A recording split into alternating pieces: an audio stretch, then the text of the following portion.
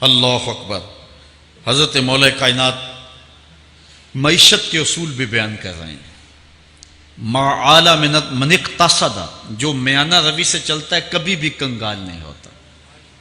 اب ہر شخص کی آرزو ہے کہ میری دولت بڑھ جائے، میرے پاس پیسے کافی ہوں، میں آسودہ زندگی گزاروں۔ اس کا طریقہ کیا ہے؟ جھوٹی قسمیں، چالاکی، 2 نمبر مال بیچنا، ٹیکس چوری کرنا، بجلی چوری کرنا، گیس چوری کرنا۔ کیا طریقہ ہے پیسے بچانے کا؟ مولا کائنات سے پوچھیں، مولا علی سے پوچھیں۔ مولا علی فرماتے ہیں استنزل الرزق بالصدقہ، صدقہ دیتے جاؤ رزق بڑھتا چلا جائے گا۔ جو کماتے جاؤ اس میں کچھ حصہ رکھ لو اللہ کی راہ میں، صدقہ دیتے جاؤ گے تمہارا رزق بڑھتا چلا جائے گا۔ اچھا، حضرت مولا کائنات کا ایک اور قول دیکھیے اور اس کا حسن دیکھیے۔ من ظن بک خیرا فصدق ظنہ، جو تیرے بارے میں اچھا گمان کرے تو اس کے گمان کو سچائی کر دے۔ تو وہ نہیں ہے جو کوئی تیرے بارے میں گمان کر رہا ہے، لوگ تجھے اچھا سمجھتے ہیں، تو اچھا نہیں ہے، تو اچھا بن جا تاکہ لوگوں کا گمان ٹھیک ہو جائے۔ اعلی حضرت عظیم البرکت امام احمد رضا خان فاضل بریلوی علیہ رحمہ، آپ کے بارے میں لوگوں کا گمان تھا کہ حافظ قرآن ہیں، آپ حافظ نہیں تھے، تو آپ کے بارے میں یہ گمان پیدا ہو گیا کہ یہ حافظ ہیں۔ تو رمضان کا موسم آیا تو کسی نے کہا حضرت اس مرتبہ آپ ہی سنا دیں، تو اعلی حضرت نے سوچا یہ میرے بارے میں اچھا گمان کرتے ہیں، چلو حافظ بنے جاتے ہیں۔ اعلی حضرت نے قرآن 1 مہینے میں حفظ کیا ہے، دن کو پڑھتے تھے، شام کو سنا دیتے تھے کہ جو لوگوں کا گمان ہے میں اس کے مطابق ہی ہو جاؤں۔ اچھا، گمان کی کہانی سنیے، صحیح حدیث میں آتا ہے اور حدیث قدسی ہے، رب کہتا ہے میرا بندہ میرے بارے جو گمان کرتا ہے میں ایسے ہی ملوں گا۔ اس لیے اپنے رب کے بارے میں اچھا گمان کرنا چاہیے کہ ہمارا رب ہمیں معاف کر دے گا اور ہمارے گناہوں سے درگزر فرمائے گا۔ حضرت مولا کائنات کا ایک اور حکمت آمیز جملہ سماعت کیجئے۔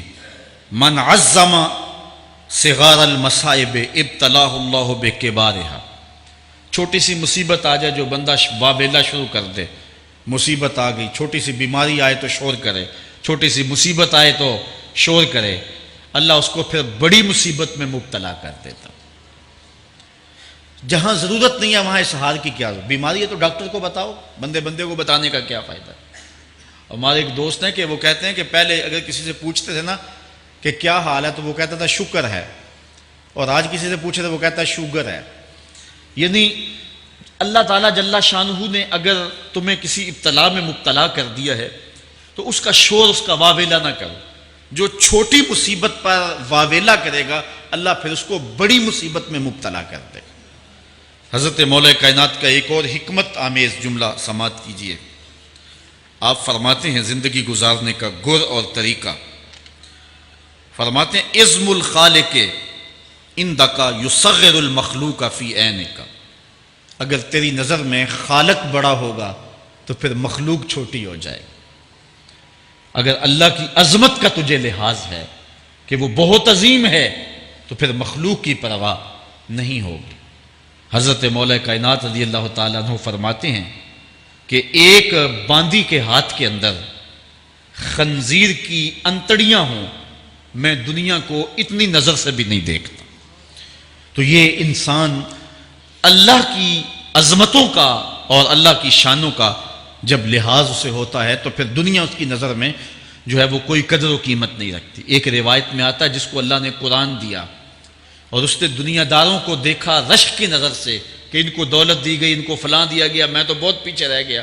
قد حقر ما آتاہ اللہ، اس نے اللہ کی عطا کو حقیر جانا۔ وہ میاں انہیں دولت دی گئی ہے، رب نے تجھے اپنا قرآن عطا کیا، تو پھر جو ہے وہ تو حقیر تو نہیں ہے، تجھے تو اعلیٰ چیز عطا کر دی گئی ہے۔ تو جس نے اللہ کی عظمت اور خالق کی عظمت کا اقرار کیا پھر مخلوق اس کی نظر میں کوئی حیثیت نہیں رکھتی ہے۔ کن فی الفتنۃ کابن اللبون لا زہر فیرکب ولا درع فیحلب، جب فتنے دنیا پہ پھیل جائیں تو مولا کائنات نصیحت کرتے ہیں پھر زندگی کیسے گزارنی۔ یہ دور بھی فتنوں کا دور ہے۔ حضرت مولا کائنات فرماتے ہیں جب فتنے معاشرے میں پھیل جائیں تو پھر اونٹ کے 2 سالہ بچے کی طرح ہو جائے کہ اگر لوگ اس پہ سواری کرنا چاہیں تو وہ سواری کے قابل نہ ہو، اور لوگ اگر اس کا دودھ دونا چاہیں تو وہ دودھ نہ دے، یعنی وہ فتنے کو کسی طرح سے بھی تقویت نہ دے، اس طرح کا ہو جا جس طرح اونٹنی کا 2 سال کا بچہ ہوتا ہے۔ حضرت مولا کائنات فرماتے ہیں من حاسب نفسہ رابحہ ومن غفل عنہا خاسرہ ومن خاف آمنا ومن اعتبر ابصر ومن ابصر فہم ومن فہم عالم۔ فرماتے ہیں کہ جس نے اپنے نفس کا محاسبہ کیا اس نے نجات پا لی، اور جو اپنے نفس کے محاسبے سے غافل رہ گیا اس نے خسارے کا سودا کیا۔ جو اللہ سے ڈرا وہ امن پا گیا، اور جس نے زندگی سے عبرت حاصل کی اس کی آنکھوں میں روشنی آ گئی، بصیرت کا اسے نور مل گیا، اور جسے بصیرت کا نور مل گیا وہ فہم و فراست کی دولت سے مالا مال ہو گیا۔ ومن فہم عالم، اور جس کو فہم مل گیا وہی شخص عالم بن گیا۔ مختلف سیغے یاد کرنے سے عالم نہیں بنتا، فہم و فراست کا نور اگر مل جائے تو یہ ہے علم کا جمال، آخرت کی فکر رکھنے والا عالم ہے۔ بلکہ مولا کائنات فرماتے ہیں العلم علمان مطبوع و مسموع، علم 2 علم ہے، ایک وہ ہے جو من میں راسخ ہو اور ایک وہ ہے جو کانوں تک رہتا ہو۔ فرماتے ہیں ولا ينفع المسموع اذا لم يكن المطبوع، جو سنا ہوا علم نفع نہیں دیتا جب تک وہ من میں اتر نہ جائے اور باطن کے اندر روشنی نہ کر دے۔ حضرت مولا کائنات کی ایک اور نصیحت ذرا غور سے سنیے، فرمایا تمہارے سامنے نیکوکار اور بدکار برابر نہ ہو، کہ نیک بھی جو ہے وہ اسی انداز میں ہو اور برا بھی اس کا سلوک بھی تمہارا ایک جیسا ہی ہو۔ ایسا کرنے سے نیکوں کی ہمت پست ہو جائے گی اور خطاکار اور بھی شوخ ہو جائیں گے۔ ہر آدمی کو وہ مقام دینا چاہیے جس کا وہ اپنے عمل کے اعتبار سے مستحق ہے۔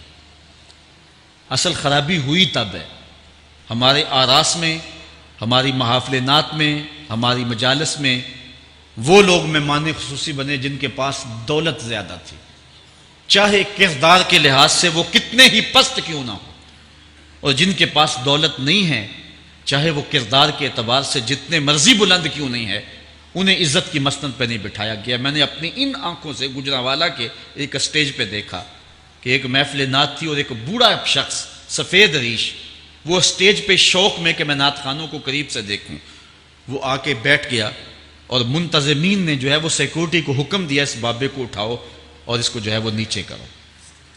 یعنی لوگوں کی قدر و منزلت ان کے دولت کے قد کے مطابق کی جاتی، جو کل شراب خانے میں مہمان خصوصی تھا آج وہ محفل نعت میں مہمان خصوصی ہے، جو جتنا بڑا ڈاکو ہے اتنا ہی بڑا جو ہے وہ عزت پاتا ہے۔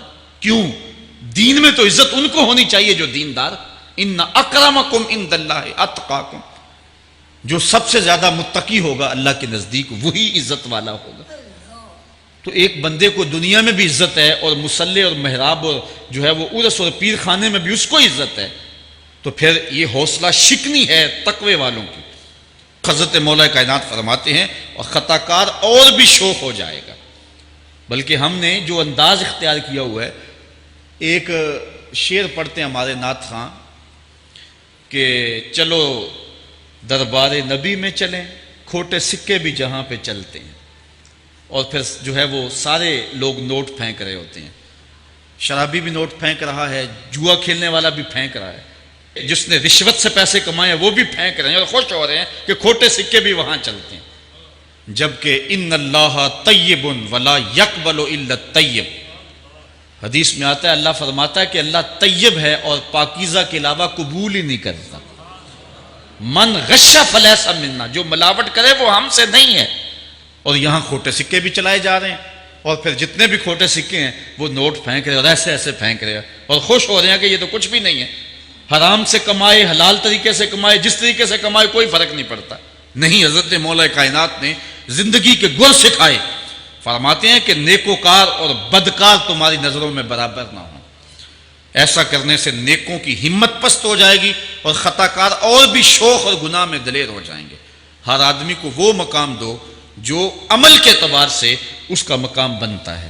لیکن اس دور کے اندر تو جو حال ہو گیا ہے، بلکہ حضرت مولا کائنات اس بات کو پہلے بھام کے ارشاد فرمایا، لوگوں کا عجیب حال ہے، بدکاری کو اعلیٰ نسب کا نشان سمجھتے ہیں اور پاک دامنی کو تعجب خیال کرتے ہیں.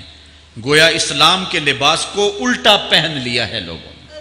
جو رخ سیدھا ہونا چاہیے تھا اس کو الٹا کر دیا، جو الٹا ہونا چاہیے اس کو سیدھا کر دیا.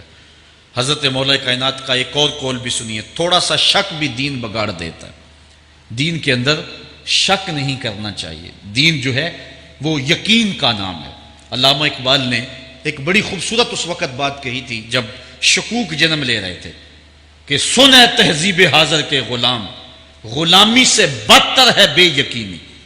غلامی سے بدتر ہے بے یقینی. آج بے یقینی پھیلا دی گئی ہے معاشرے کے اندر، اور قوم جو ہے وہ بالکل جو ہے وہ یقین کی اس دولت پہ جو ہے وہ قانے نہیں ہے.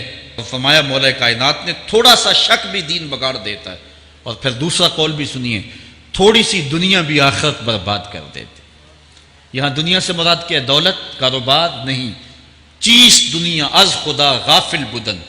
مرشد اقبال رومی کہتے ہیں دنیا کیا ہے؟ خدا سے غافل ہونا. خدا سے غافل جو شے کر دے، وہ دولت ہو، وہ کاروبار ہو، وہ بیوی ہو، وہ بچے ہوں، وہ دنیا ہے. اور دنیا تھوڑی بھی ہو آخرت کی بربادی کا سبب ہے. حضرت مولا کائنات فرماتے ہیں پرہیزگاری کے سوا حلم درست نہیں ہوتا، اور طمع کی موجودگی میں دین سلامت نہیں رہ سکتا. اگر میرے اندر لالچ ہے تو میں یہاں ممبر پہ بیٹھ کے حق نہیں بول سکتا. اگر میرے اندر لالچ ہے تو میں اسمبلی میں بیٹھ کے حق نہیں بول سکتا. جب طمع ہو تو پھر دین سلامت نہیں رہتا، اور جب طمع نہ ہو تو بندہ سولی پہ چڑھ کے بھی حق ہی بولتا ہے. دوواں گلاں وچوں 10 درویشا، میرے حضور کی عالم فرماتے ہیں دوواں گلاں وچوں 10 درویشا، تینوں کیڑی گل کو بھولی، عالم اوپر ممبر بولے عاشق اوپر سولی. جب تک تھوڑی طمع بھی انسان کے اندر ہے تو بندہ پھر اس کا دین سلامت نہیں رہ سکتا. دین کی سلامتی طمع کو ختم کرنا ہے. لالچ بنیاد ہے دین کی خرابی کی.